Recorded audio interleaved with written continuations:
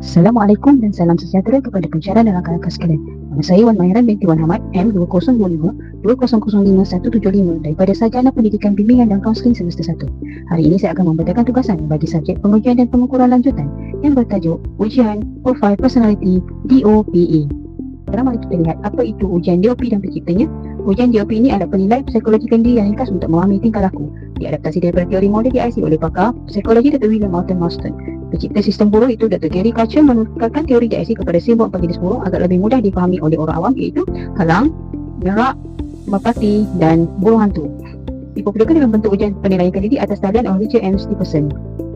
Mewakili dove, iaitu D mewakili dove, O mewakili owl, P mewakili peacock dan E mewakili eagle. Jadi, 4 profil personality dia. Dove iaitu merpati, setia, pemurah, sukakan kedamaian dan sensitif. Owl, burung hantu, bijak, logik, teliti, berhati-hati dan sistematik. Peacock, burung merak, ramah, ceria, penuh keyakinan dan sukakan perhatian. Eagle, berani, tegas, fokus pada keputusan dan dominan. Pentingan ujian DOPE ini, mengapa kita menggunakan ujian ini? Biasanya ia akan dilakukan untuk menilai kerjaya, iaitu menempatkan individu dalam skop tugas yang sesuai dengan personality. Dari segi komunikasi untuk menguatkan konflik pasukan dari kefahaman silang karakter.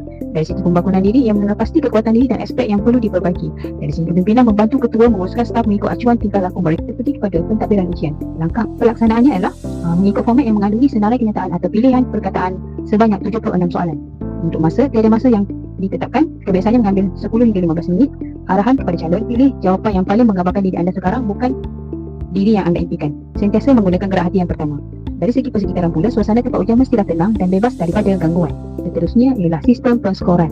Cara kita mengira markah adalah melalui langkah-langkah tersebut. Itu langkah pertama, calon menanda jawapan pada borang soal sendik yang disediakan. Langkah kedua, setiap jawapan dikategorikan secara khusus mengikut huruf D, O, P atau E. Langkah ketiga, jumlahkan bilangan tanda bagi setiap kategori burung tersebut. Langkah keempat, kategori dengan skor tertinggi menunjukkan profil personality dominan calon. Jika ada 2 skor sama tinggi, calon memiliki personality hybrid. Okey, ini adalah contoh borang DOPE yang mengandungi 76 soalan untuk calon menjawab. Ini pula adalah borang penskoran. Tafsirannya, ujian DOPE ini menunjukkan profil tingkah laku, ciri-ciri dove, merpati, tetapi beberapa kecenderungan peacock juga. Individu ini mungkin people person yang menggemari suasana sosial dan membantu orang. Corak tingkah laku yang tiada di sini ialah eagle, itu halang, yang menunjukkan individu ini tidak berperangai sedemikian dan mungkin memaparkan ciri-ciri burung hantu dari eagle. Individu ini patut baca maklumat tentang corak tingkah laku dove dan peacock untuk mengenali keperluan dan kehendak mereka dan bagaimana mereka boleh menggunakan maklumat untuk mempertingkatkan prestasi kehidupan dan perhubungan mereka dengan orang yang lain.